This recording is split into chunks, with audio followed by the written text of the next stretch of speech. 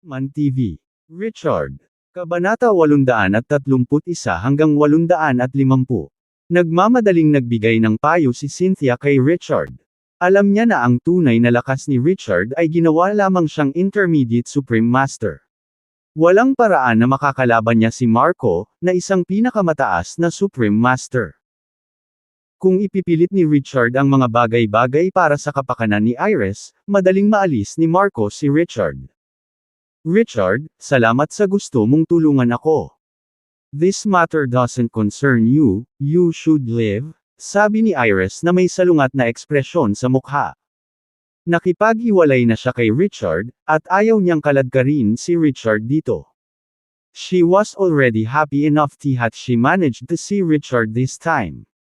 Sabik na sabik si Gilbert at hindi kumibo. Si Richard ang tanging taong posibleng magligtas kina Gilbert at Iris sa sandaling iyon, kaya ayaw niya kay Ian. Para umalis.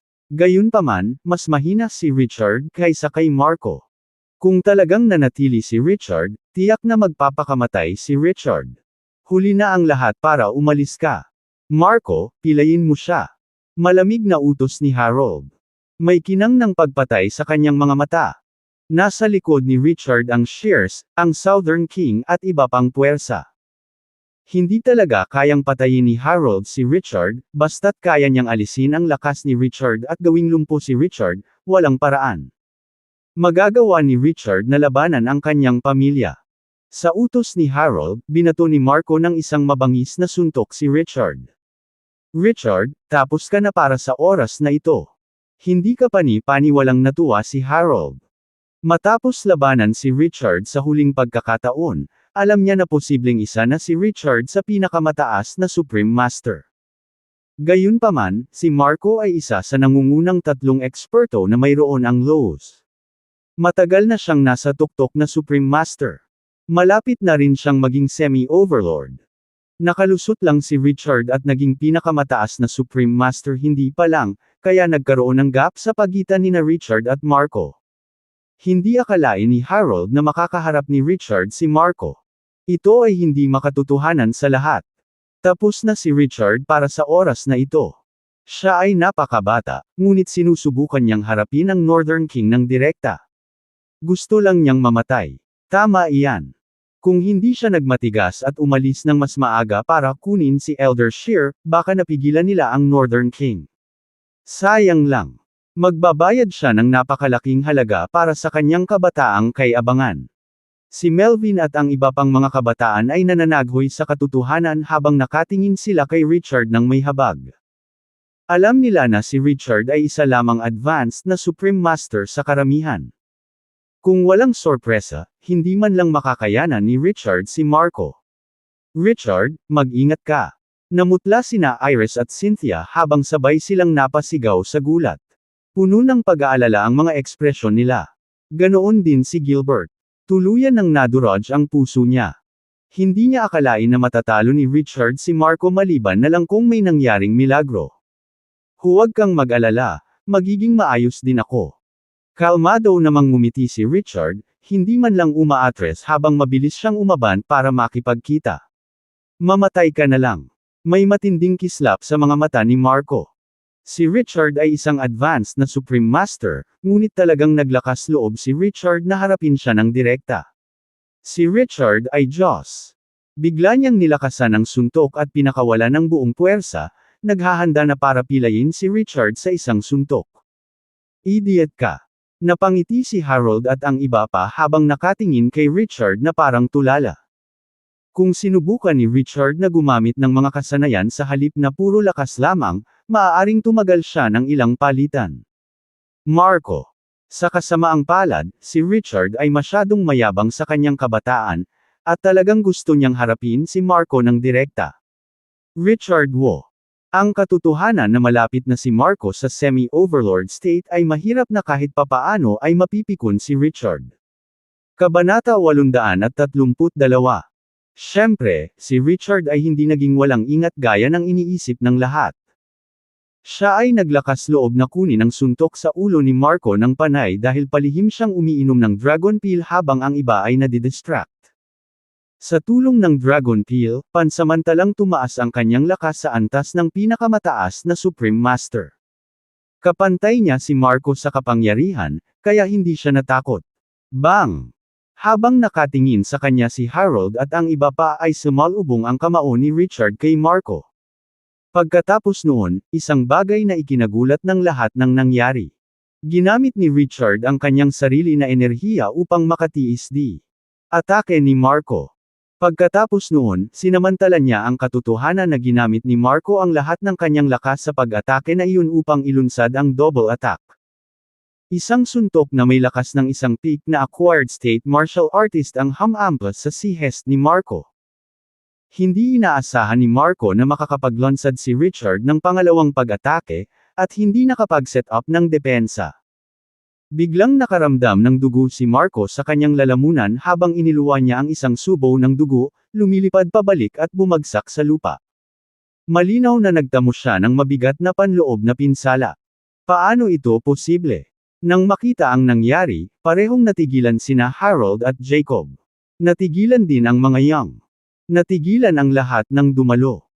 Walang sinuman ang mangarap na hindi si Richard ang mahuhulog sa isang suntok, ngunit si Marco, na malapit nang maabot ang semi-overlord state. Hindi nila maintindihan kung paano ito nagawa ni Richard.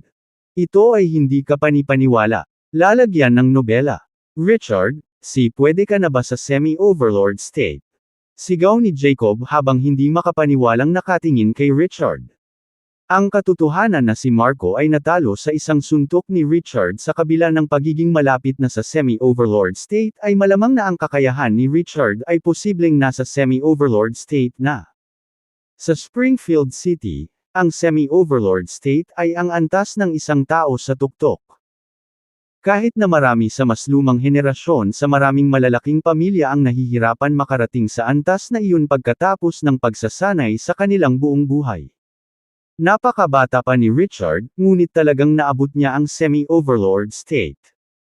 Gaano kalakas? Nagulat ang mga Young at Harold. Masasabi nilang wala pa si Richard sa semi-overlord state, pero malapit na siya.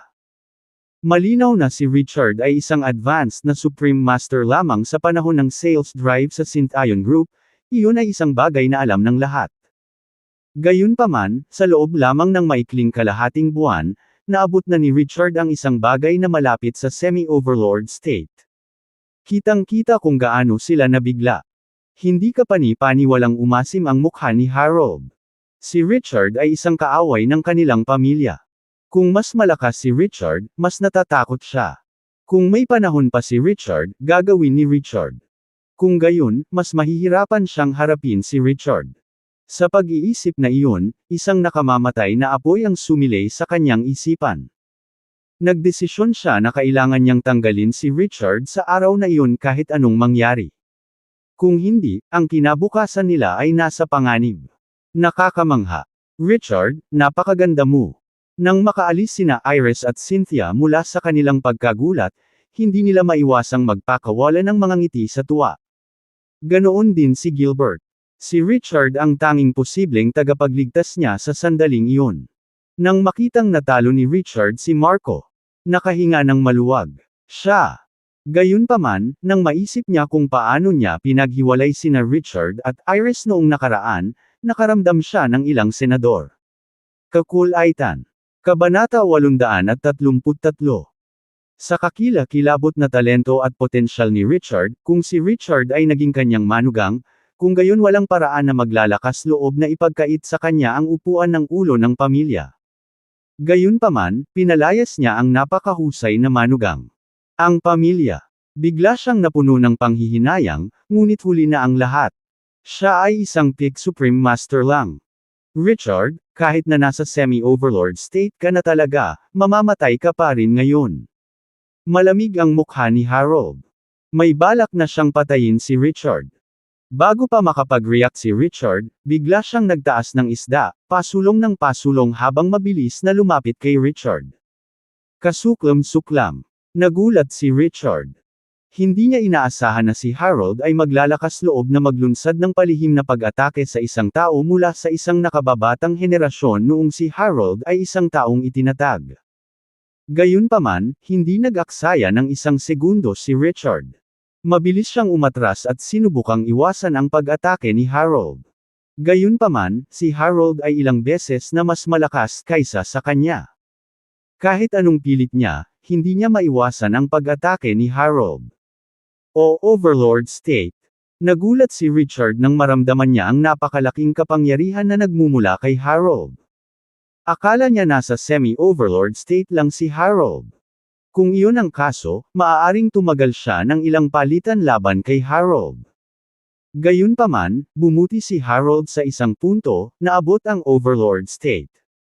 Hindi man lang makalaban si Richard. Harold, ikaw ang Northern King, ngunit sinasalakay mo ang isang tao mula sa nakababatang henerasyon na may palihim na pag-atake. Ganyan ka ba talaga kawalan Jie? Sigaw ni Cynthia, hindi makapaniwalang galit. E ano ngayon? Siya ang nagdesisyon na maging kaaway ng pamilya natin. Ngumisi si Harold habang papalapit sa kanya. Richard. Dahil nagpasya siyang alisin si Richard, wala na siyang pakialam sa pinsalang ay dudulot nito sa kanyang reputasyon. Mr. Wolf, tutulungan ka namin. Dahil nasa delikadong lugar si Richard, mabilis na nag-react ang magkapatid na Sharp. Sinisingil nila mismo si Harold, sinusubukang pabayaan si Harold sa pag-atake. Mamatay. Malamig na tumawa si Harold habang nagpapadala ng dalawang alon ng enerhiya sa magkapatid. Bang! Sa pagtama, ang pag-atake ng enerhiya ni Harold ay bumagsak sa mga depensa ng magkapatid na Sharp, na hamampas sa kanila. Mga dibdib. Lumuwa silang dalawa ng mga subo ng dugo habang lumilipad pabalik, na humahampas sa lupa. Malinaw na nagtamo sila ng mabigat na pinsala, at nawalan ng kakayahang lumaban. Gayunpaman, salamat sa kanilang tulong, napakaraming presyo ang naibsan mula kay Richard. Nanalo sila ng maraming mahalagang team. Kunin mo ito. Sa pagkuha ng pagkakataon, ginamit ni Richard ang double attack ng buong lakas, na naningil kay Harold. Dahil naabala si Harold sa mga kapatid, kaunti na lang ang natitirang kapangyarihan ni Harold. Gayunpaman, ang fraction ay naniningil pa rin mismo kay Richard, at ang kapangyarihan ay ganap na nagwawasak. Naghanda na si Richard. Gamulong siya sa lupa, ngunit nabigo siyang tuluyang makaiwas sa atake ni Harold. Sa ika-nobela, basag. Maririnig ang malinaw na tunog ng buto. Ungol ni Richard, at isang alon ng sakit ang nagmula sa kanyang braso. Nabali ang braso niya sa atake ni Harold. Kabanata 834. Brat, oras na para mamatay ka ngayon. Isang matamis na ngiti ang pinakawalan ni Harold. Sinamantala niya ang kanyang naunang tagumpay at mabilis na nagpakita sa harap ni Richard, ipinadala ang kanyang kamay kay Leon. Ulo. Kung dama po ang welga na iyon, tiyak na mamamatay si Richard. Harold, tumigil ka nga dyan. Kung maglakas loob kang patayin si Richard, kahit na kailangang isuko ng mga shears ang lahat, hinding-hindi ka namin mapapatawad. Sigaw ni Cynthia na may apoy sa kanyang mga mata. Hindi naging mabuti si Iris. Nang makita niyang malapit nang mamatay si Richard para kay Harold, namutla siya bilang isang sheet ng papel. Nagsimulang umindayog ang kanyang katawan, at muntik na siyang mawalan ng malay. Cynthia, sa tingin mo ba ang isang batang tulad mo ay maaaring magsimulang takutin ako? Napangisi si Harold. Kahit na sinabi niya iyon ay huminto pa rin siya ng bahagya.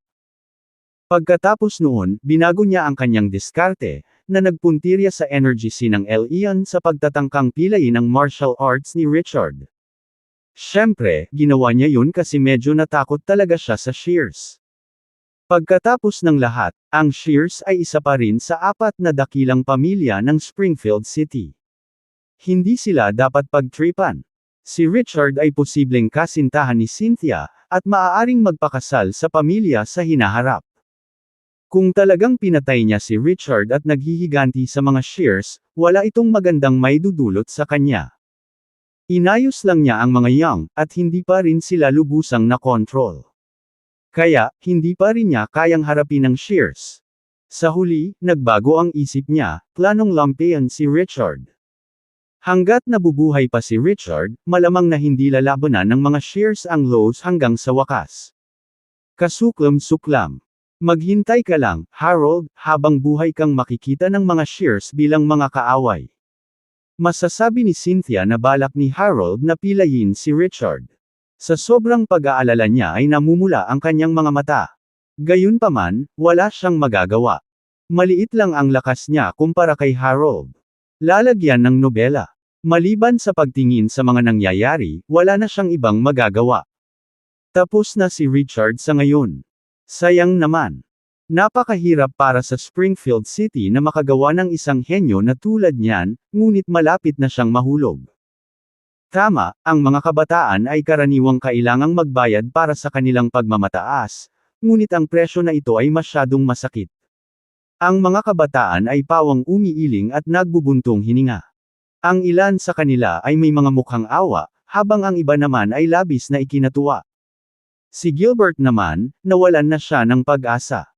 Inaasahan niyang mapoprotektahan ni Richard si Iris at ang kanyang sarili, ngunit nahihirapan na si Richard na maging Richard, may huling salita ka ba? Labis na curious si Harold nang makita niyang hindi kapani-pani walang kalmado pa rin si Richard. Natigil ang paghampas niya kay Richard. Harold, huwag kang masyadong matuwa sa sarili mo. Wala akong pakialam na sabihin ito sa iyo. Kung lumpo mo ako, gagawa ako ng S. Hindi siya isang taong walang ingat. Ang katotohanan na siya ay nagpakita upang sirain ang kasal kaya matapang na nangangahulugan na siya W. Kaya lang, may dalawang bagay na lumagpas sa kanyang inaasahan. Ang una ay ang pamagat ni Gilbert bilang. Nahuli siya ng dalawang bagay na iyon at ibinato sa gulo ang mga planong ginawa niya. Kabanata 835. Gayunpaman, sa kabutihang palad ay nag-set up siya ng mga contingencies. Kaya lang hindi niya alam kung magkakatotoo ang mga planong iyon sa tamang panahon. Sisiguraduhin mong hindi ako makakalabas dito ng buhay. Sigurado kang may lakas ng loob. Richard, magyabang ka lang. Sa tingin mo ba natatakot ako sa sinasabi mo? Nagsimulang tumawa ng malakas si Harold, na para bang narinig niya ang pinaka-nakakatawang bagay sa mundo.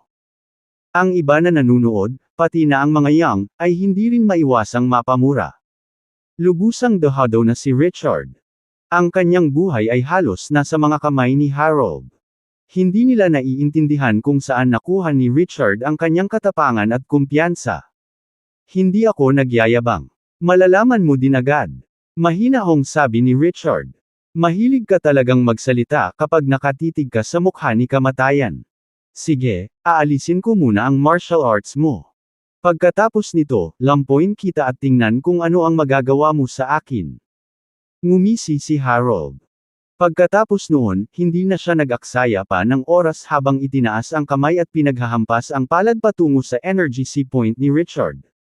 Tumigil ka. Sa sandaling iyon, isang malamig na sigaw ang narinig habang papasok ang ilang tao. Ang nasa Timon ay si Quinton Hunt mula sa Cove City. May ilang nasa katanghaliang gulang na mga lalaki at matatandang lalaki sa likod ni Quinton. Mabilis silang naglakad na may mabangis na aura. It was obvious hindi sila passovers. Nandito na sila. Lalagyan ng nobela. Hindi napigilan ni Richard na makahinga ng maluwag. Sa huling pagkakataon, nag-imbestiga na siya sa ngalan ni Quinton, nalaman na si Harold ang lalaking nakamaskara na nagnakaw kay Quinton. Si Quinton ay tinambangan ni Harold, walang paraan na basta na lang kunin ni Quinton. Sa pagkakataong ito, partikular na inimbitahan ni Richard si Quinton para tulungan siya laban kay Harold habang sinisira niya ang kasal nina Iris at Jacob. Ito ang perpektong pagkakataon para makaganti si Quinton kay Harold. Richard, may backup plan ka talaga. Nagbago ang ekspresyon ni Harold. Napagtanto niyang naroon na ang mga reinforcements ni Richard, at mabilis niyang pinalakas ang kanyang pag-atake. Gusto niyang pilayin si Richard bago pa magawa ni Quinton at ng kanyang mga tauhan ang anumang bagay. Pinaghandaan na iyon ni Richard. Patuloy na umatras si Richard. Gayunpaman, siya ay mas mahina kaysa kay Harold. Kahit paano niya ito iwasan ay hindi siya makatakas. Atake ni Harold. Mamatay. Isang matandang lalaki sa tabi ni Quinton ang sumugod na may isang suntok ng nakakatakot na sukat, na itinutok mismo sa biyak ni Harold upang pilitin si Harold na talikuran ang kanyang pag-atake. Initial Overlord State. Laking gulat ni Harold nang maramdaman ang aura ng matandang iyon. Ang matanda ay kapantay niya. Kung itutuloy niya ang pag-atake kay Richard, malamang kaya niya. Pile si Richard, ngunit masasaktan din siya ng husto ng matanda. Ang kanyang buhay ay higit na mahalaga kaysa sa walang kwentang ulilang iyon. Sa pag-iisip na iyon, napilitan si Harold na iwanan ang kanyang pag-atake. Pagkatapos nun, tumalikod siya at humarap sa atake ng lalaki. Bang! Nagkaroon ng matinding sagupaan nang magkasalubong ang kanilang mga atake. Hindi gumagalaw ang katawan ng matanda. Sa halip, napaatras si Harold. Obvious naman siguro na magka-level silang dalawa, pero si Harold ay nakalusot lang hindi nagtagal. Kaya, medyo malakas pa ang matanda. Kasuklam-suklam. Dahil si Richard ay may tulong ng matanda, napagtanto ni Harold na nawalan siya ng isang kamanghamanghang pagkakataon na pilayin si Richard. Siya W. Kabanata 836. Sa pagkuha ng pagkakataon, pinangunahan ni Quentin ang iba pang mga eksperto mula sa hunts patungo sa panig ni Richard. Mr. Wolf, okay ka lang ba? Na-late ako, sana mapatawad mo ako. Isang apologetic na ngiti ang pinakawala ni Quentin habang binabati si Richard. Lalagyan ng nobela. Okay lang ako, dumating ka sa tamang oras. Nakangiting sabi ni Richard. Magaling iyan. Nakahinga ng maluwag si Quentin. Nakita niyang tila wala ng panganib si Richard maliban sa kanyang nasugatan. Braso, kaya hindi na siya nag-aalala sa sandaling iyon. Mr. Hunt, ano ang ibig sabihin nito? Wala akong sama ng loob sa mga hunt. Bakit bigla akong inaatake ng mga hunt? Sabi ni Harold na madilim ang mukha. Walang sama ng loob. Harold Lowe, how dare you even say that? Nagsuot ka ng maskara at tinambangan ako, ninakaw ang 3 pure energy pills mula sa hunts. Paano mo nasabi yan? Mariing sabi ni Quentin. Siya ay hindi kapani-paniwalang galit na galit sa sandaling nabanggit ang bagay na iyon. Kalokohan talaga yan. Kailan pa ako nagkakilala ng kahit ano sa iyo? May proof ka ba? Hindi nasisiyahang sabi ni Harold. Hindi siya tanga.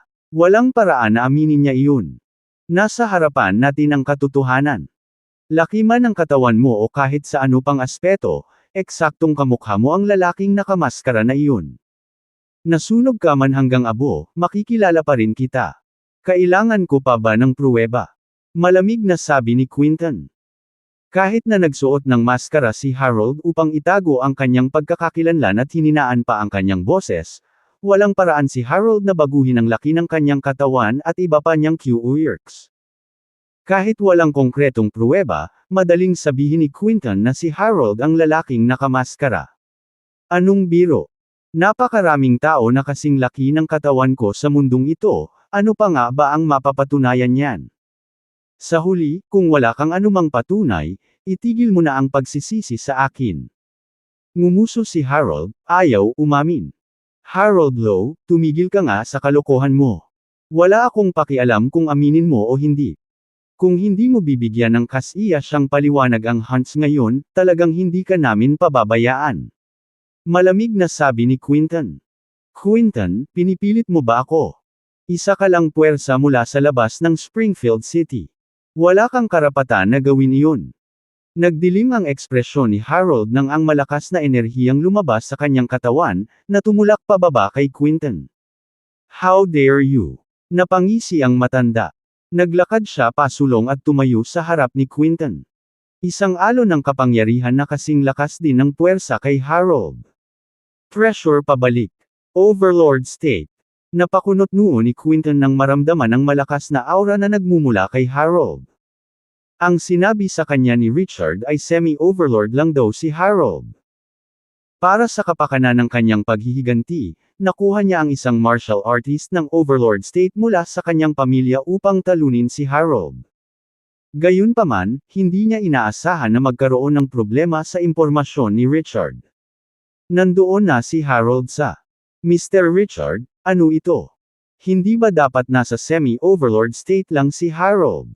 Bakit siya with an uncertain expression? Hindi ko rin alam kung anong nangyari. Ilang araw lang siguro ang nakakaraan, sabi ni Richard sa isip. Kabanata 837.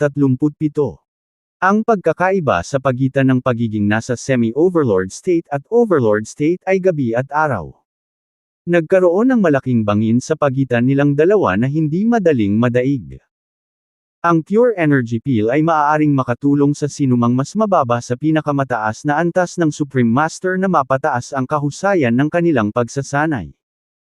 Nakatulong ito sa mga eksperto ng semi-overlord state, ngunit ang pagiging empleyado ay lubhang nabawasan. Naisip ni Richard kung paano ginawa ni Harold ang lahat para subukan at nakita ang tatlong pure energy pills mula kay Quinton at medyo nahuhulaan niya ang isang bagay.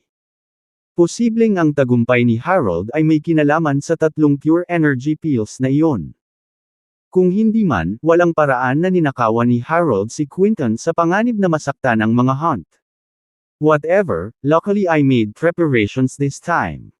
Nakakuha ako ng isang overlord state at dalawang semi-overlord state na martial artist mula sa aking pamilya. Kahit na nasa overlord state na si Harold, walang paraan na magagawa niya. Isang malamig na tawa ang pinakawalan ni Quinton, hindi man lang pinansin si Harold. Third Lolo, ipapaubaya ko na sa iyo si Harold. Naglakas loob talaga siyang magnakaw sa pamilya namin. Kailangan mong makakuha ng hustisya para sa amin. Sabi ni Quinton sa matanda. Tumango ang matanda. Naglakad siya pasulong at tinitigan si Harold. Harold, bibigyan kita ng huling babala. Hanggat ibabalik mo ang mga tabletang iyon sa amin at mabayaran mo ang lahat ng problema, iisipin ng mga hunt na paalisin ka. Kung hindi, ikaw ang magdadala ng kahihinatnan. Malamig na sabi ng matanda. Quinton, malinaw na sinabi ko sa iyo. Wala itong kinalaman sa akin. Itigil mo na ang pagtatangka sa iyong kapangyarihan. Naiinip na sabi ni Quinton. Sige, ikaw ang nagtanong nito. Dahil gusto mong mamatay, pagbibigyan kita ng hiling mo. Kunin mo ito. Galit na galit ang matanda. Ayaw na niyang mag-aksaya pa ng oras kay Harold. Sa isang suntok, isang alon ng kahanga-hanga para kay ay mabilis na tumakbo papunta kay Harold.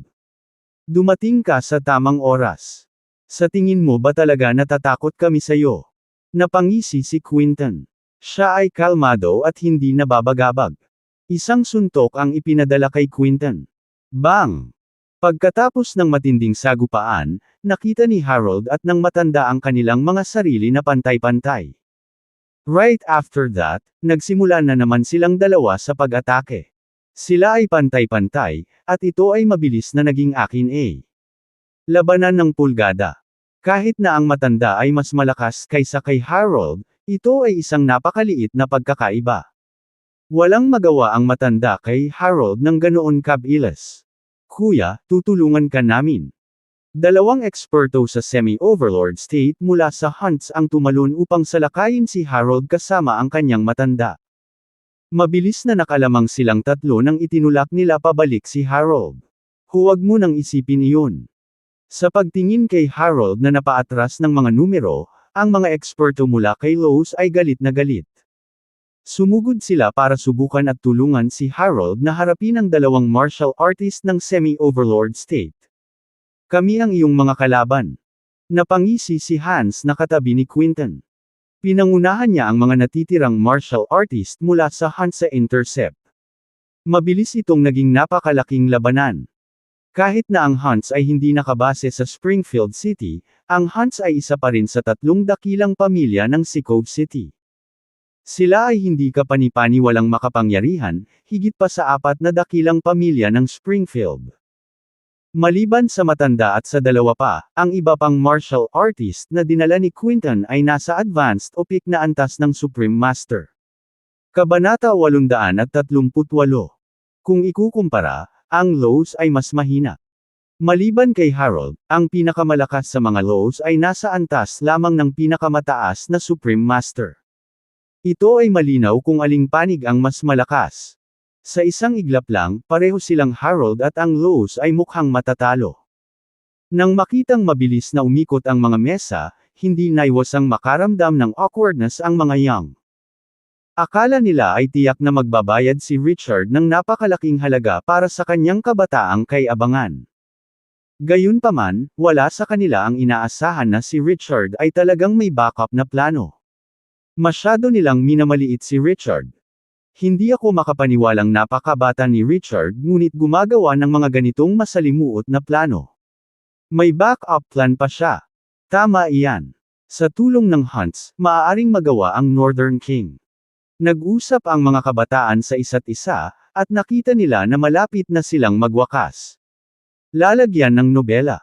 Iniisip pa lang nila ang nangyari noon, sa wakas ay naunawaan na nila kung bakit ang yabang ni Richard kapag nakikipag-usap kay Harold.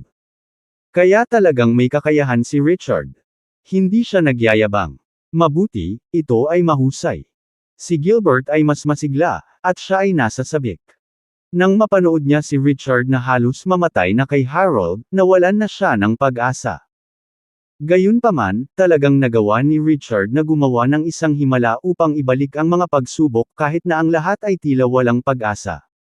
Kitang-kita kung gaano siya kasaya. Si Iris at Cynthia ay pareho. Nakahinga sila ng maluwag nang makitang maayos na si Richard. Kasuklam-suklam. Nagdilim ang ekspresyon ni Harold. Siya ay isang dalubhasa sa Overlord State, ngunit siya ay talagang itinutulak pabalik ng kanyang mga kalaban na nagtutulungan. Halata kung gaano siya galit. Gayunpaman, hindi siya nag-aalala sa kanyang posisyon. Nakontrol na nila ni Daisy ang mga kabataan, sa paligid ni Daisy at ang mga kabataan, wala nang magagawa ang mga Hunt sa kanya. Gaya ng inaasahan niya, hindi na nakapagpigil si Daisy nang makita niya ang estado ng mga Lows. Uncle, elders, ang Lows ay nasa isang masamang posisyon. Please tulungan sila. Sabi ni Daisy kay Melvin and the other ears. Tulungan ang Lows.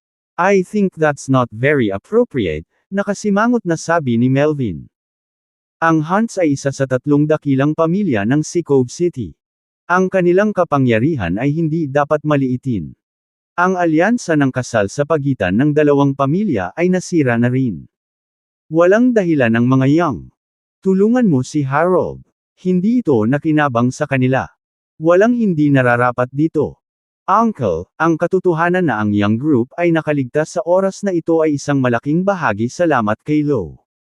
Pero, nag-aalangan pa si Melvin.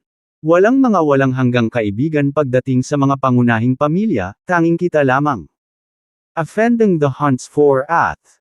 Hindi niya maintindihan kung bakit pinilit ni Daisy na tulungan si Harold, at pakiramdam niya ay may mali sa Ab. Tito, dapat alam na alam mo. Mula nang magkasakit si Elder Young at sinimula ng iba pang mga pamilya na itinulak ang mga pamilyang Young G ay hamina ng husto. Kabanata 839.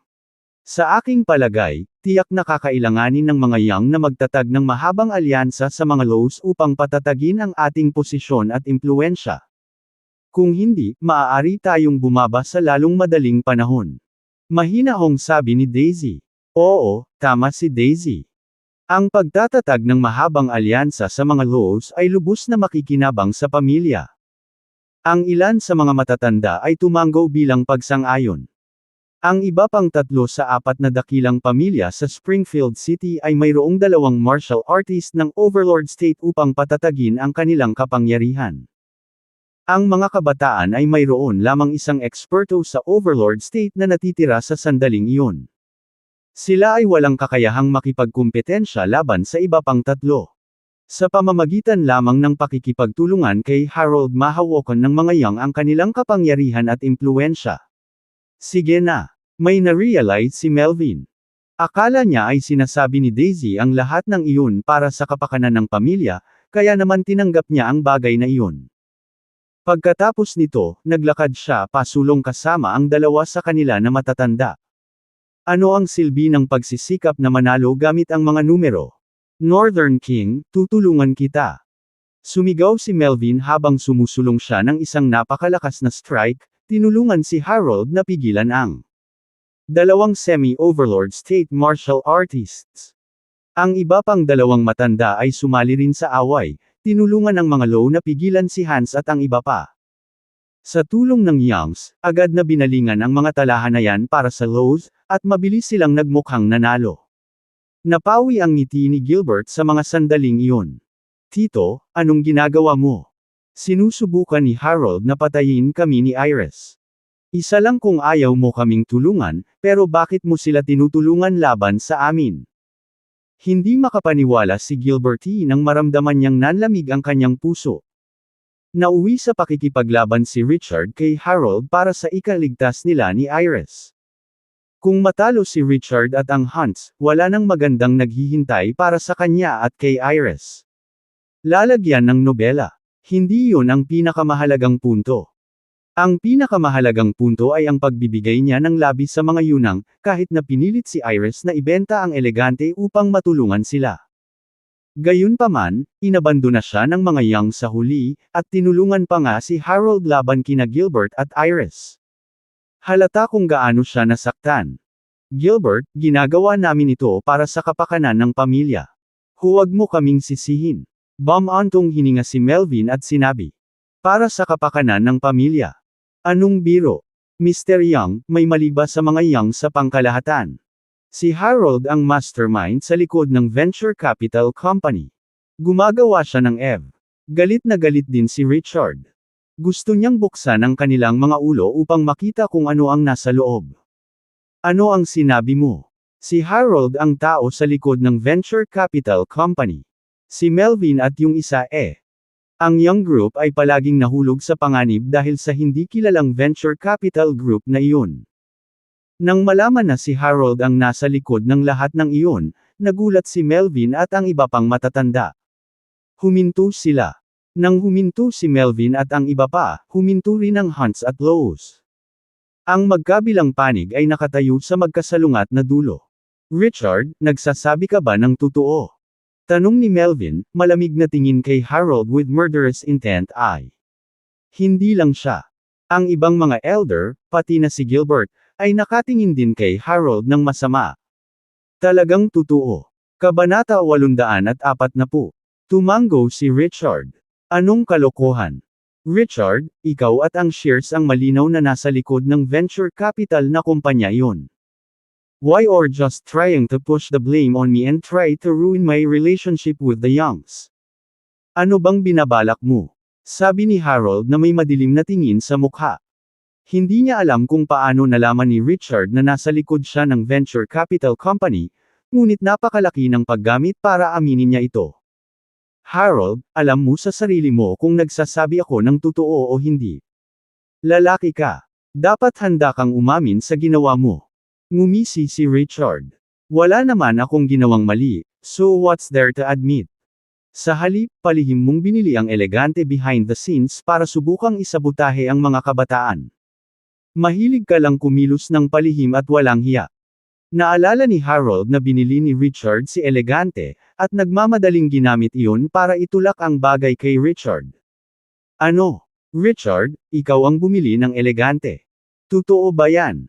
Gulat na gulat sina Gilbert at Iris habang nakatingin kay Richard na may pagdududa. Tama, bumili ako ng elegante. Nag-aalala na ako na may gagawin si Harold sa mga kabataan, kaya gusto kong tiyakin na mayroon kang landas ng pag-urong. Si Richard ay hindi kasenjiya ni Harold. Dahil ilantad ni Harold ang bagay na iyon, nagpasya siyang aminin ito sa publiko. Richard, di ba ngayon ka lang nagpapakita ng kamay? Ang mga nasa likod ng kumpanya ng venture capital ay maaaring ang shares. Nakipagtulungan ka kay Shayra para i-pressure muna ang Young Group, pagkatapos ay palihim mong binili ang Elegante Group para putulin ang anumang landas ng pag-urong para kay Youngs. Talagang pinag-isipan mo ang lahat para sa paghihiganti. Ngumisi si Harold, pinapatay si Ian. Kaya hinihila ni Richard ang mga string.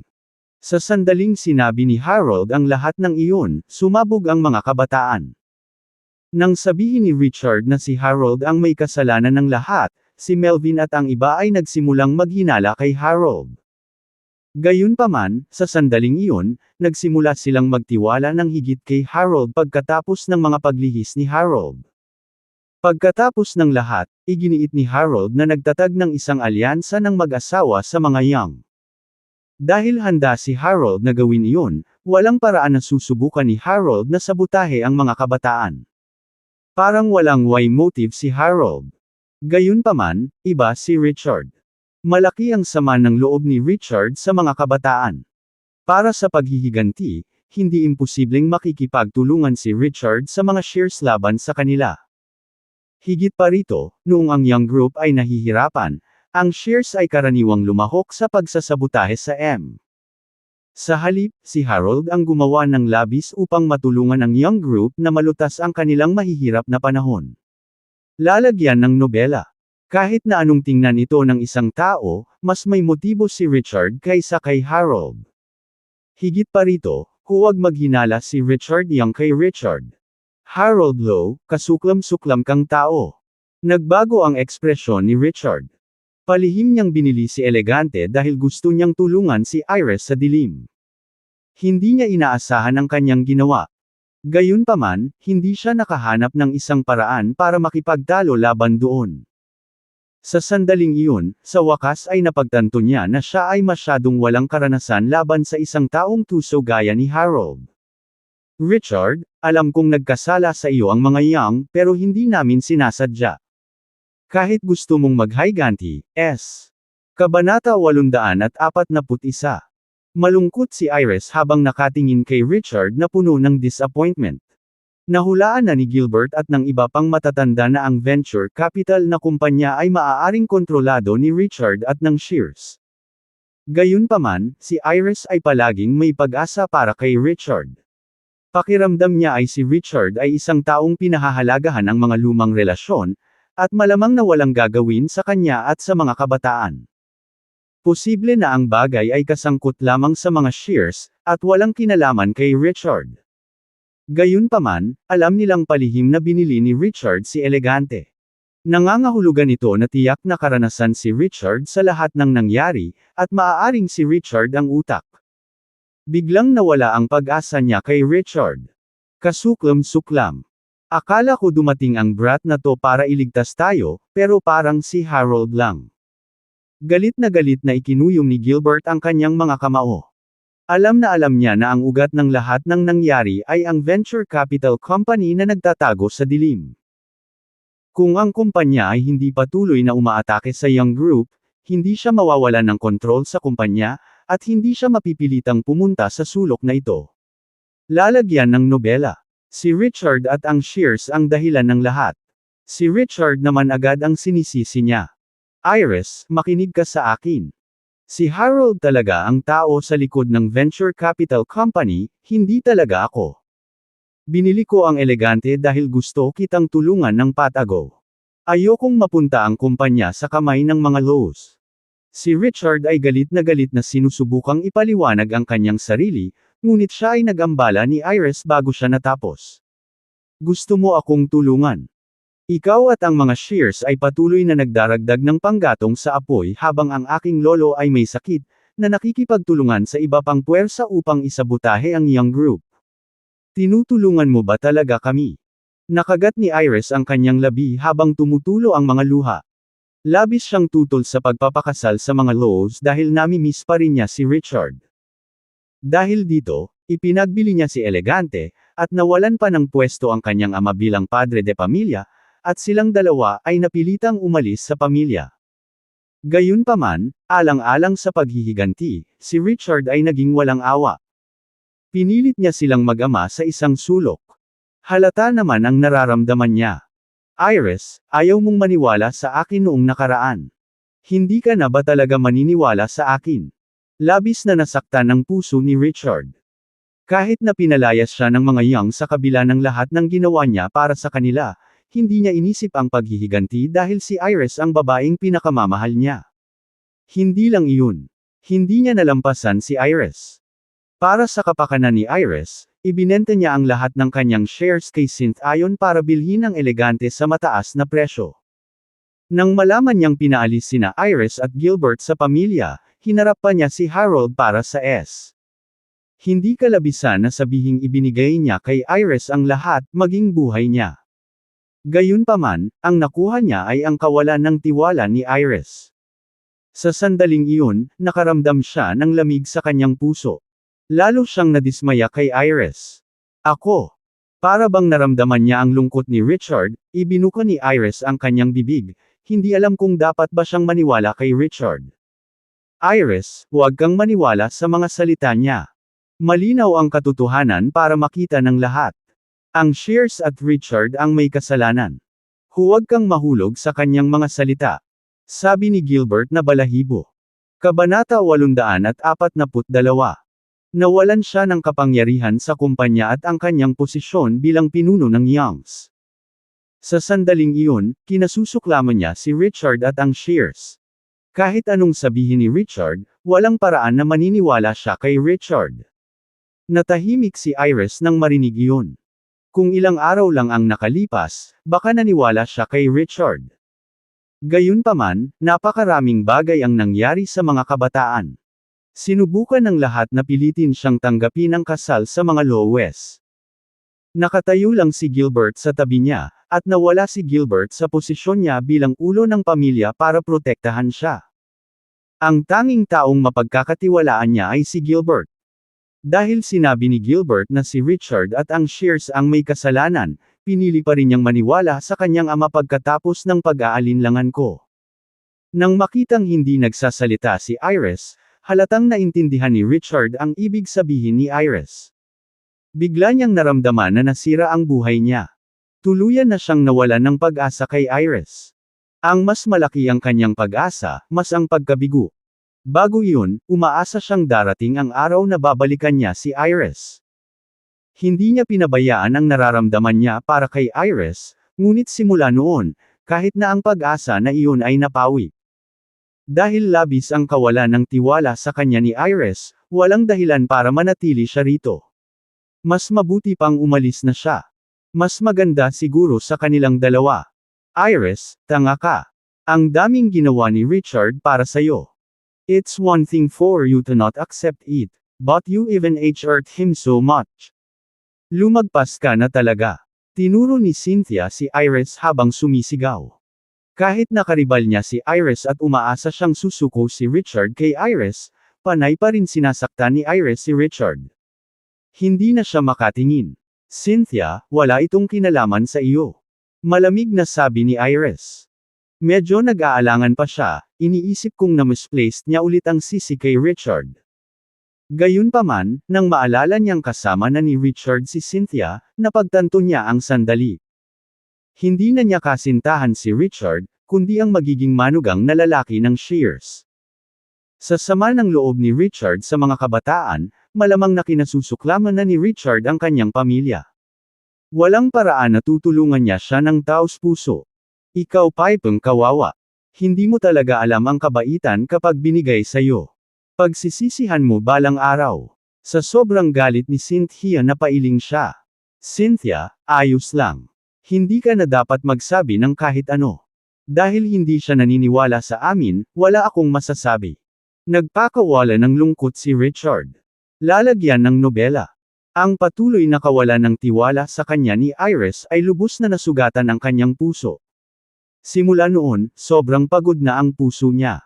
Sumuko na siya kay Iris. Richard, huwag kang malungkot.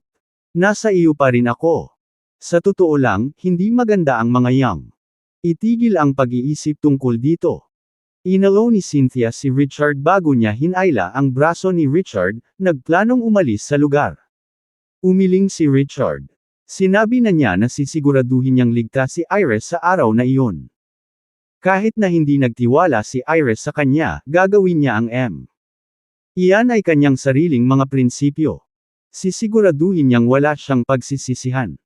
Gayunpaman, bago pa man siya makapagsalita, naputol na siya ng mga kabataan. Gusto mong umalis. Hindi ito magiging ganoon kadali. Malamig na sabi ni Melvin. Pinangunahan niya ang ilan sa mga matatanda upang putulin ang pagtakas nina Richard at Cynthia. Richard, nakipagtulungan ka sa Shears para isabotahe ang Young Group, na pinipilit kami sa napakalaking panganib. Sisiguraduhin naming babayaran mo iyon ngayon. Kabanata 843. Si Melvin ay may malamig at nakamamatay na tingin sa kanyang mga mata. Ganon din ang ibang mga kabataan, lahat sila ay tumingin kay Richard ng may galit. Mr. Young, sasabihin ko ulit ito. Si Harold ang tao sa likod ng venture capital company na iyon. It has nothing to do with me, malungkot na sabi ni Richard, pero pinigilan siya ni Melvin bago pa niya matapos. Tumigil ka nga sa kalokohan mo. Sa mga bagay na meron, sinusubukan mo pa ring sirain ang relasyon natin sa Northern King. Masyado kang walang awa. Tuturuan ka namin ng leksyon ngayon at makuha ang hustisya para sa young group. Ngumisi si Melvin habang inilulunsad ang kanyang sarili na may nakakatakot na aura, mabilis na sinugod si Richard. Kasuklam-suklam. Malaki ang naitulong ni Mr. Wolf sa mga hunt. Ang sinumang gustong manakit sa kanya ay kailangang dumaan muna sa atin. Isang malamig na ngiti ang pinakawala ni Quinton habang nakataas ang kamay.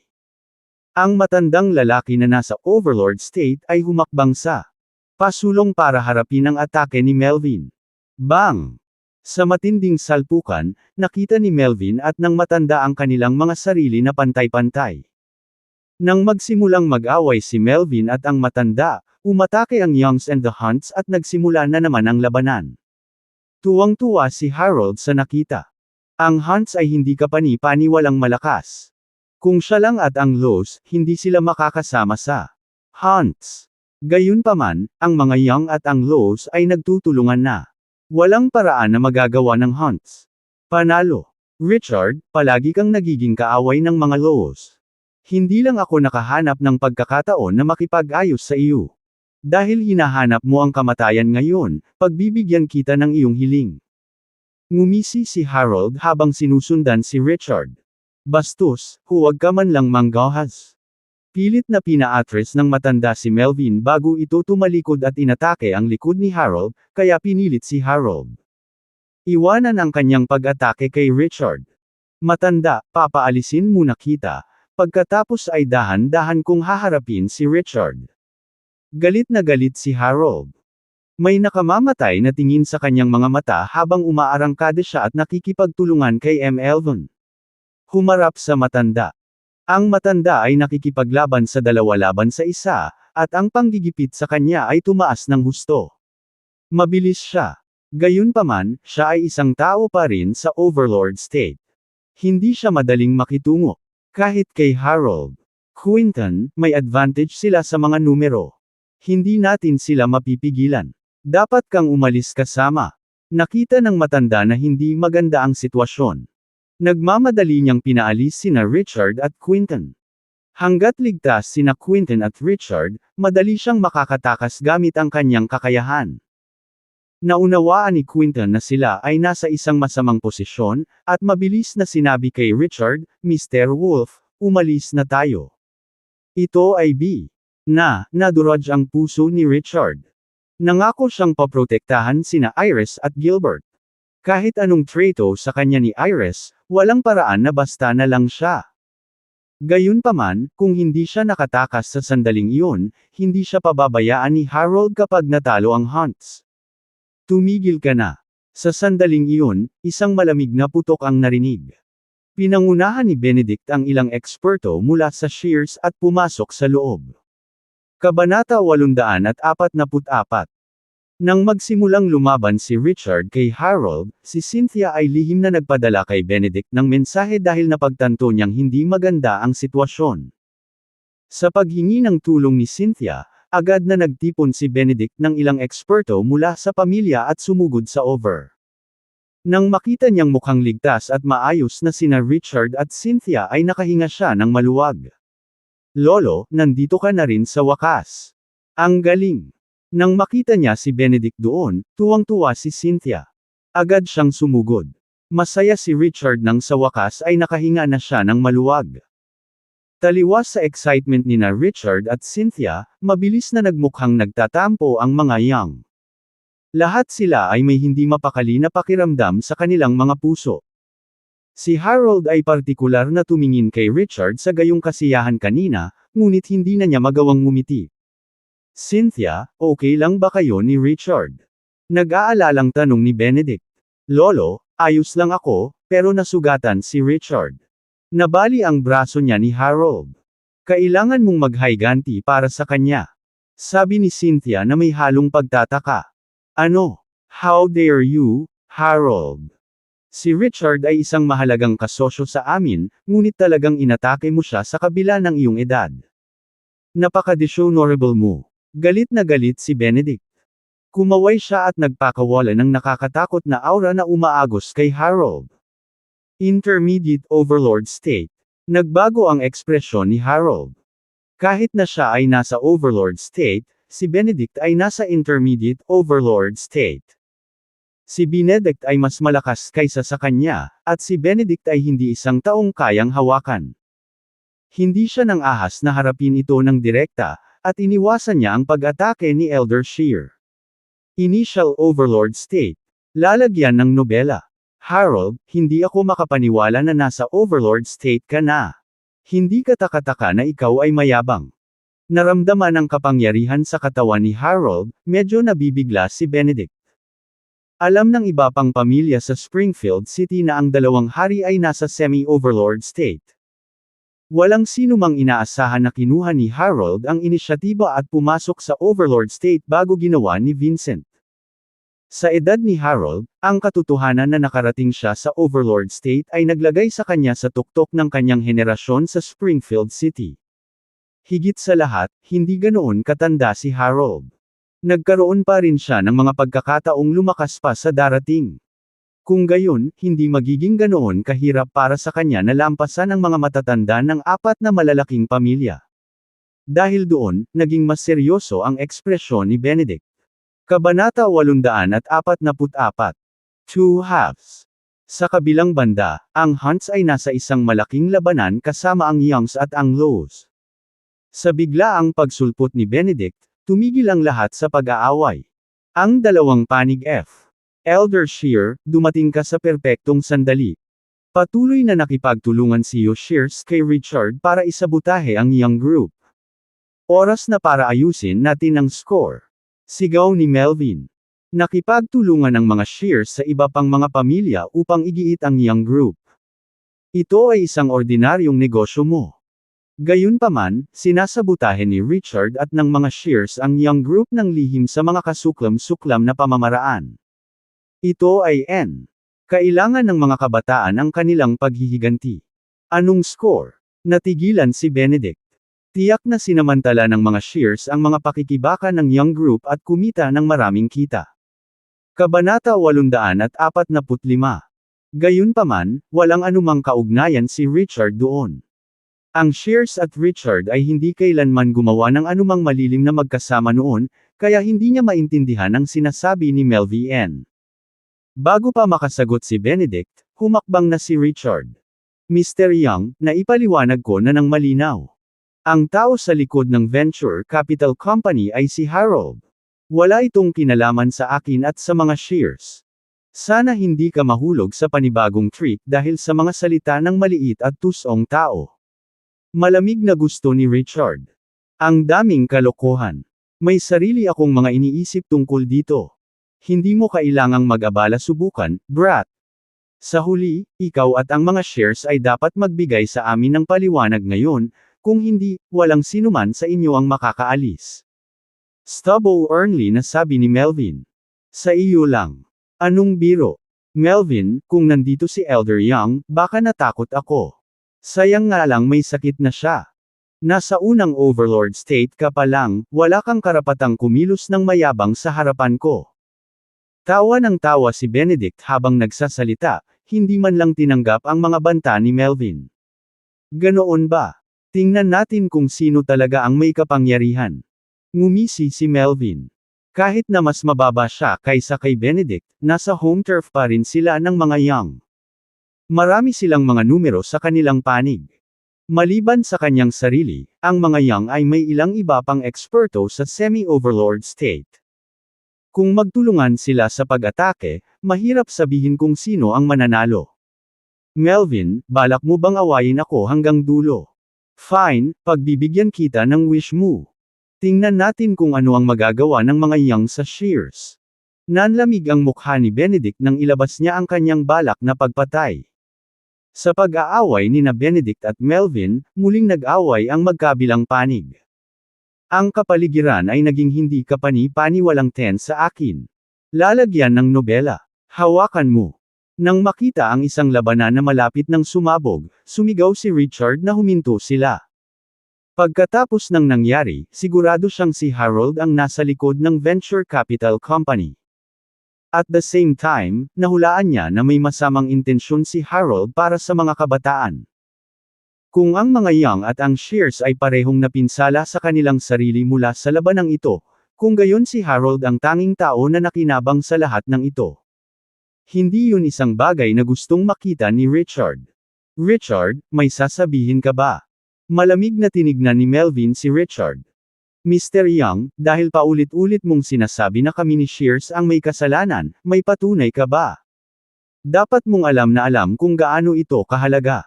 Yung. Biglang nag-alinlangan ang itsura ni Melvin. Alam niyang tama si Richard. Gumawa na lang siya ng conclusion dahil palihim na binili ni Richard si Elegante, sa. Gayunpaman, ito ay haka-haka lamang sa huli. Wala siyang anumang konkretong ebidensya. Kung mas lumaki ang usaping ito at nalaman nilang hindi pala si Richard at ang Shears ang may kasalanan sa Mr. Young, sa tingin ko, dapat muna nating isantabi ang usapin. Huwag kang mag-alala, kung kayo man mga kabataan o. Kabanata 846. Kung makakahanap ang mga kabataan ng anumang konkretong ebidensya na magpapatunay na kami ni Shears ang may kasalanan, hahayaan kitang gawin ang anumang gusto mo sa akin. Nakikita ni Richard na kinikilig si Melvin kaya nag-promise siya Kaagad. Agad na nagdilim ang ekspresyon ni Melvin nang marinig iyon. Pagkatapos ng ilang sandali ng pag-aalinlangan, mabilis siyang nakagawa ng desisyon. Sige, ikaw na mismo ang nagsabi niyan. Gagawin namin ang gusto mo sa pagkakataong ito. Isantabi muna natin ang usapin. Kung makakita ako ng ebidensya tungkol sa iyo at sa mga aksyon ng Shears, hindi ka pakakawalan ng mga Young. Malamig na sabi ni Melvin. Ano? Paano mo nagagawa iyan? Laking gulat ni Harold nang magkasundo sina Melvin at Richard. Hindi man lang kakayanin ng Lowe's ang hunts ng mag-isa, lalo pa si Benedict at ang Shears. Kung uurong si Melvin at ang mga kabataan, paano lalabanan ng mga Lowe's ang hunts at ang Shears? Mr. Young, nasa harap mo na ang katotohanan. Si Richard at ang Shears ang pangunahing salarin. Huwag kang magpapaloko kay Richard. Nag-aalalang sabi ni Harold. Northern King, sa tingin ko ay tama si Richard. Ito ay isang mahalagang bagay. Hindi natin pwedeng paglaruan lang ito. Kailangang isipin ng mga kabataan ang mas malaking larawan. Mahinahong sabi ni Melvin. Alam niyang hindi mabuting tao si Harold. Hindi nagtagal, ginamit lang ni Harold ang kanyang lakas para banta ang mga kabataan na sipain si Gilbert sa pagiging ulo ng pamilya. Hindi niya gaanong gusto si Harold. Tinulungan lang niya si Harold kanina dahil nahulaan niya na posibleng si Richard ang may kasalanan ng lahat. Gusto lang niya ng hustisya para sa mga kabataan. Dahil nagkasundo na sila ni Richard, natural na hindi magpapatuloy sa pagtulong ang mga Young.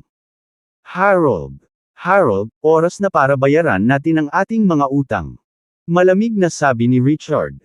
Hindi lang sa pilitan ni Harold na ilayo si Iris, inatake pa siya at nabali ang braso. Walang paraan na pabayaan iyon ni Richard. Ikaw. Nagdilim ang ekspresyon ni Harold, ngunit wala siyang magawa. Si Richard ay may tulong ng Hunts and the Shears sa sandaling iyon. Ang Lowe's ay nag-iisa at hindi karapat-dapat para sa Hunts at Shears. Napilitan siyang kunan si Daisy para humingi ng tulong. Naintindihan naman ito ni Daisy at nagmamadaling naglakad. Richard, huwag kang masyadong mayabang. Binabalaan kita, ito ay Young territory. Hindi mo magagawa ang gusto mo sa kanya. Malamig na sabi ni Daisy. Isang novel bin. Daisy, anong ibig sabihin nito? Malinaw na naabot ko na ang isang kasunduan sa mga Young. Babalik ka sa mga sinabi mo. Kumunat ang noo ni Richard na parang gusto. May sira. Nang magsimulang mag-away ang Hunts at Harold, si Daisy ang sumubok na protektahan si Harold, para tumulong ang mga Young. Sa sandaling iyon, sinusubukang tulungan muli ni Daisy si Harold. Hindi ba iyon masyadong kakaiba? Si Daisy ang asawa ni Gilbert, at walang kinalaman kay Harold. Hindi niya maintindihan kung bakit ganoon si Daisy. Patuloy na subukang protektahan si Harold. Daisy, bagay ito sa pagitan ni Richard at ng Northern King. Wala itong kinalaman sa Youngs. Pakiramdam ko, mas maganda kung hindi makisali ang pamilya. Nagmamadaling sabi ni Melvin. Naghihinala na rin siya, hindi maintindihan kung bakit si Dai. Ako, hindi nakaimik si Daisy. Kahit na kinuha na niya ang kontrol sa Young Group at ang kanyang anak na lalaki ang naupo sa posisyon ng pinuno ng napakakapangyarihan sa loob ng pamilya. Kung ipipilit niyang kalabanin si Melvin para tulungan si Harold, malamang na hindi niya ito maipaliwanag sa iba. Kabanata 847. Gayunpaman, kung isa sa alang-alang ang relasyon niya kay Harold, hindi niya kayang baliwalain ang lalaki. Nang siya ay nahuli sa isang mahirap na lugar, bigla siyang nagkaroon ng ideya sa kanyang isipan. Tito, dapat alam mo ng mabuti ang lahat. Nalampasan ng Young Group ang mahirap na yugtong ito dahil sa tulong ng Northern King. Siya ang ating benefactor. Kung hahayaan lang natin siyang mamatay ng ganito, it would be too dishonorable. Higit pa rito, isa siyang panauhin na inimbitahan namin sa panahon na ito.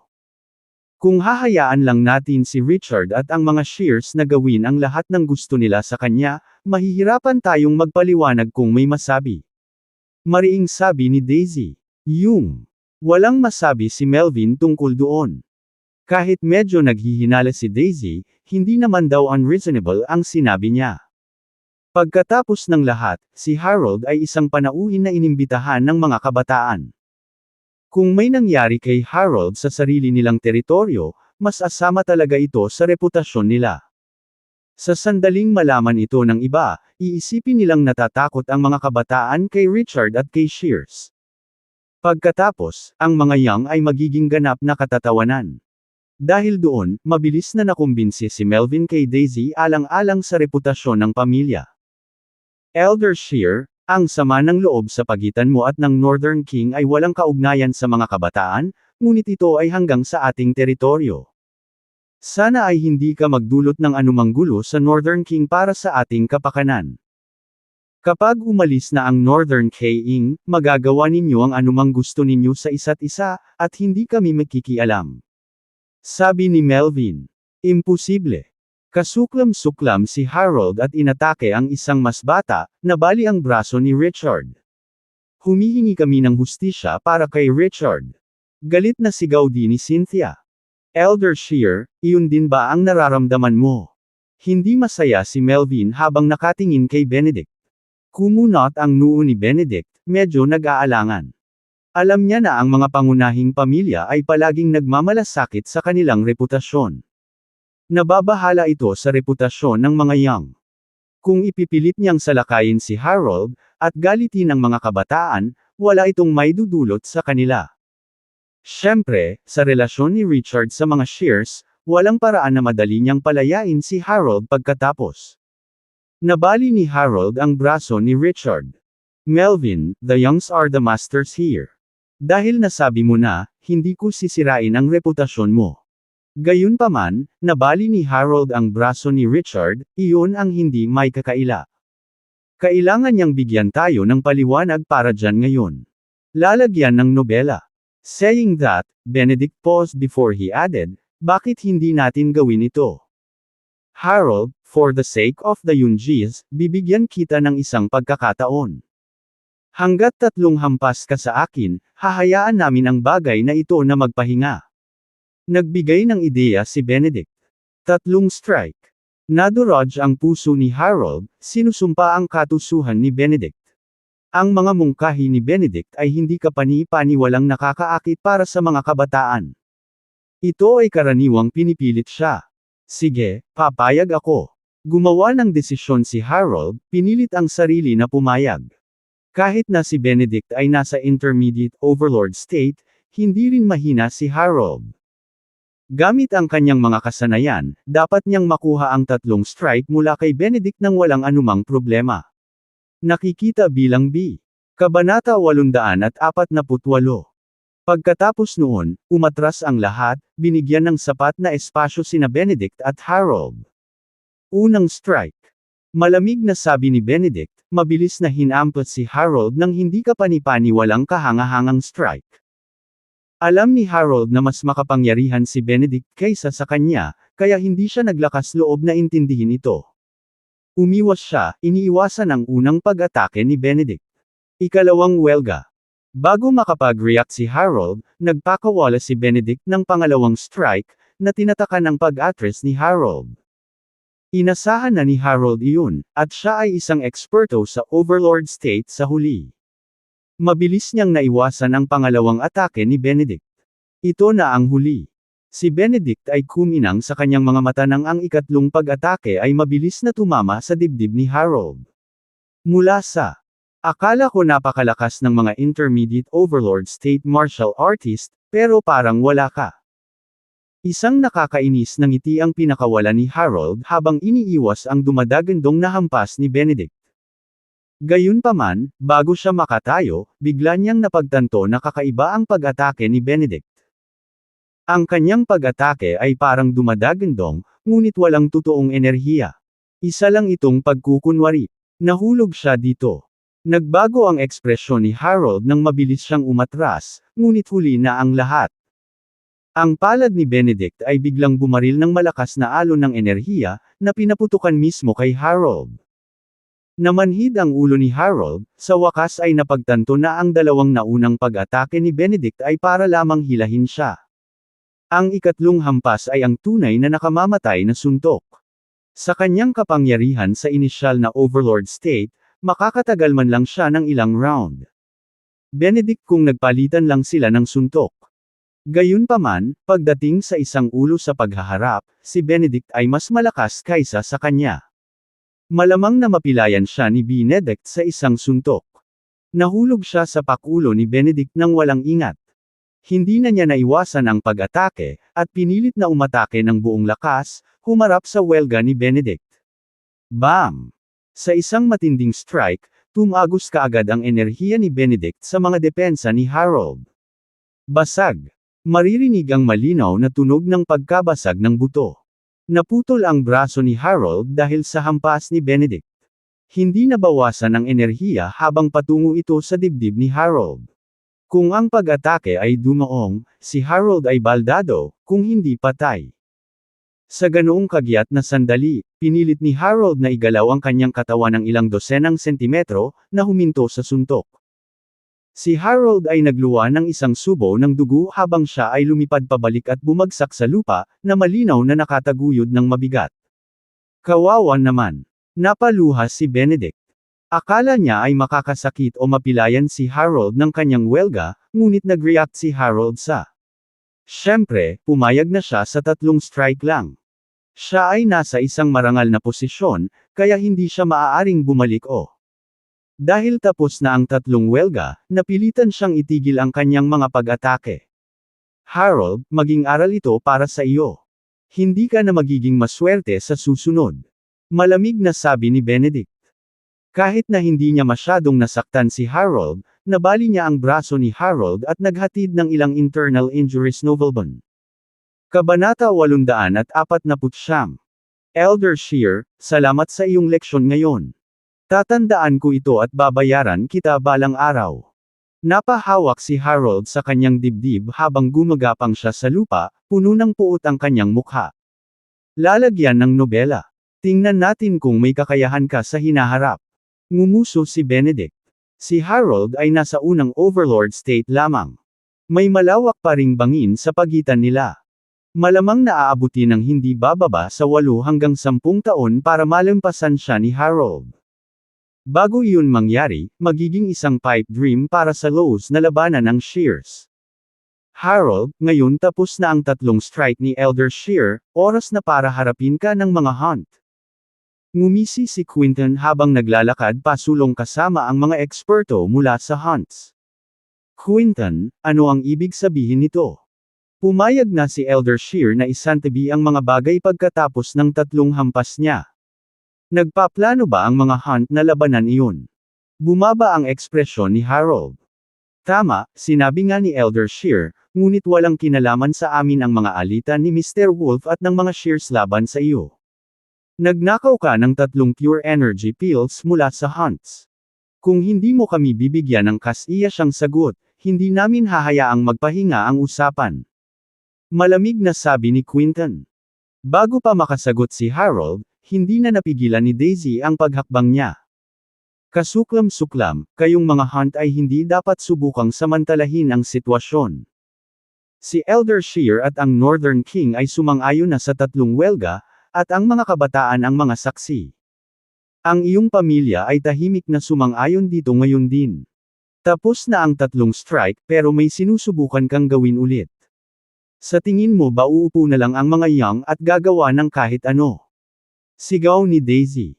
Kinakatawan niya ang mga kabataan, at naghanda para tulungan si Harold. After what she said, Melvin and the Youngs looked very unhappy as well. Ignoring lang talaga ang hunts. Sila. Kalokohan yan.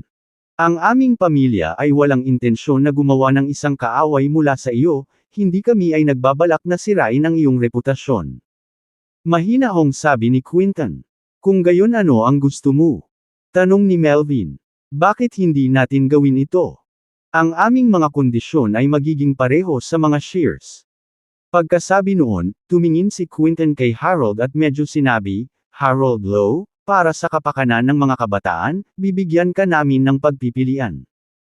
Alinman sa tatlong suntok mula sa aking tiyuhin ngayon at ang usapan ay maaayos, o. Bayaran ang aming pamilya para sa mga pagkalugi. Maaari mong piliin ang iyong sarili. Ikaw. Galit na galit si Harold nang marinig iyon. Sa bagay na ito, sigurado na ang hunts na siya ang nakamaskara na umaatake. Ito ay ang katotohanan. Maliban doon, kapantay niya ang husay ng matanda. Kung dati, gayunpaman, ang isang braso niya ay nabali na ni Benedict, at mayroon din siyang mga sugat. Walang W. Sa huli, malinaw na sinusubukan ni Quinton na kunin ang pagkakataon na palayasin siya. Quinton, sabihin mo sa akin, paano mo gustong mabayaran kita? Napakadilim ng ekspresyon ni Harold. Napilitan na siya sa isang sulok at kailangang ibaba ang ulo. Dahil hindi niya makuha ang matanda sa. Simple lang, ibalik lang ang tatlong pure energy pills at humingi ng paumanhin sa hunts. Kabanata 850. Malamig ang mukha ni Quinton. Imposible. Nagamit ko na ang pure energy pills. Pangalan lang ng presyo. Babayaran ko ang mga pagkalugi mo ayon sa presyo ng pamilihan, umiling si Harold at sinabing. Ikaw. Galit na galit si Quinton, ngunit wala siyang magawa. Pagkatapos ng lahat, ang pure energy pills ay isang bagay na eksklusibong ginawa ni Richard. Ito ay hindi kapani-paniwalang bihira. Dahil ginamit na sila ni Harold, walang paraan na maibalik ito ni Harold sa hunts. Whatever, gawin nating 130 milyon.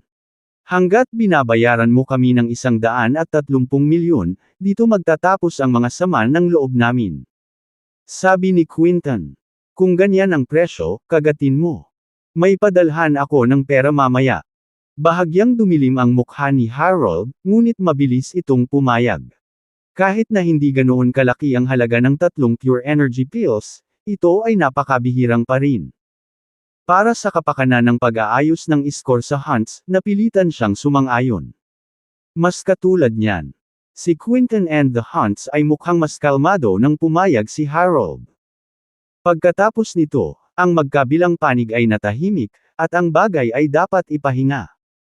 Richard, tapos na ang lahat. Terena, hinayla ni Cynthia ang braso ni Richard at sinabing. Isang saglit lang. Umiling si Richard habang nakatingin kina Gilbert at Iris.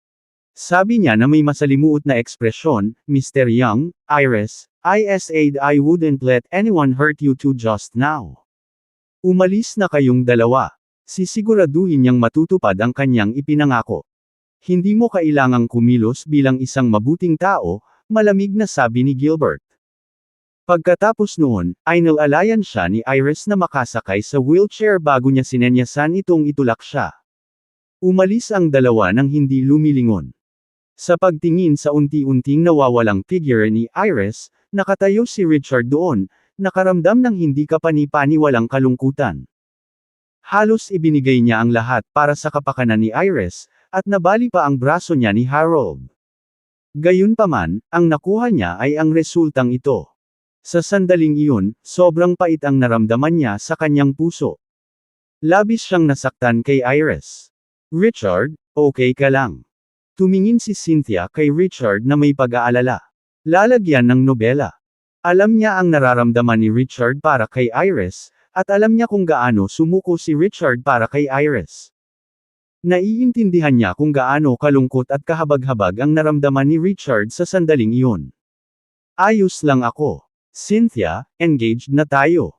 Nakabawi si Richard sa kanyang kalungkutan nang bigla siyang gumawa ng mahalagang desisyon. Ano ang sinabi mo? Gusto mong makipag-engage sa akin? Nagkamali ba ako ng pagkarinig? Natigilan si Cynthia. Kaya niya. Hindi naniniwala sa kanyang mga tainga. Narinig mo talaga. Salamat sa pagsama sa akin all this time. If you're willing, let's get engaged in there. Pagkasabi noon ay gumaan ang pakiramdam niya. Minsan, ang pag-ibig ay tungkol sa pagpapalaya. Si Iris ay palaging hindi nagtitiwala sa kanya at nasaktan siya ng husto. Mula sa nanay na iyon. Si Cynthia naman, she stayed by his side the whole time, and gave him a lot. Nasaksihan niya ang lahat. Hindi siya ganap na walang emosyon. Pagkatapos ng mahabang panahon na kasama niya si Cynthia, siguradong na-develop ang nararamdaman niya para dito.